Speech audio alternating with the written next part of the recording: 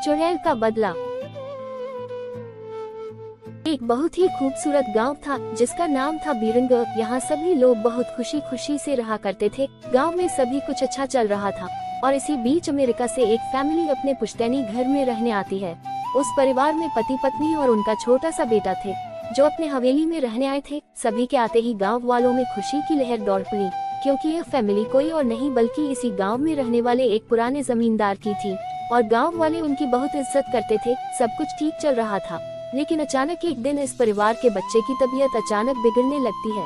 सभी को लगता है मौसम का परिवर्तन हुआ होगा, लेकिन बात तो कुछ और ही थी। धीरे धीरे लड़के का चेहरा नीला पड़ने लगा। आनन फानन में परिवार ने डॉक्टर को बुलाया और डॉक्टर को भी कुछ समझ नहीं आया तो उसने पास में ही बने एक हॉस्पिटल में उन्हें स्वास्थ्य परीक्षण के लिए आमंत्रित किया ताकि बच्चे की बीमारी का पता लगाया जा सके। परिवार ने डॉक्टर की सलाह अनुसार हॉस्पिटल जाना जरूरी समझा।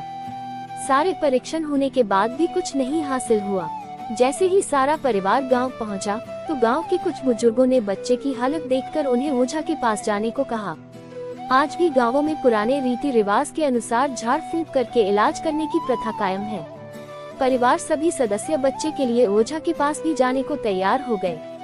गांव के पास ही पहाड़ी में एक बाबा रहते थे जो कि काली विद्या में भी माहिर थे। जैसे ही उनके आश्रम की सीढ़ियों में वह बच्चा अपने परिवार के साथ पहुंचा तो ओझा जोर जोर से चिल्लाने लगे, तू क्यों आई है? इतने बरसों के बाद भी तेरा बदला शांत नहीं हुआ। ये सब सुनकर बच्चे के माता पिता और गांव वाले दहशत में आ गए।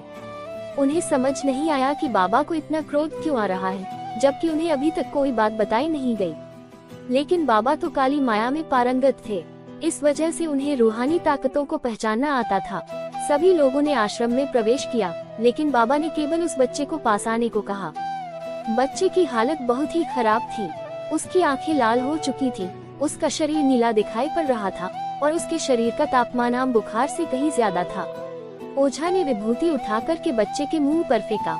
बच्चा जमीन पर लेट गया और जोर जोर से हाथ पैर हिलाने लगा। किसी को कुछ नहीं समझा रहा था कि बाबा की विभूति से क्या चमत्कार हुआ कि बच्चा अपने आप जमीन पर लेटकर ऐसी हरकतें करने लगा। तभी अचानक बच्चा अपने पैर की उंगलियों के बल खड़ा हो जाता है और बहुत ही खूंखार औरत की आवाज में ओझा को उसके पुराने नाम से बुलाया, अरे वो प्रेमनाथ, मैं तुझे नष्ट कर दूंगी।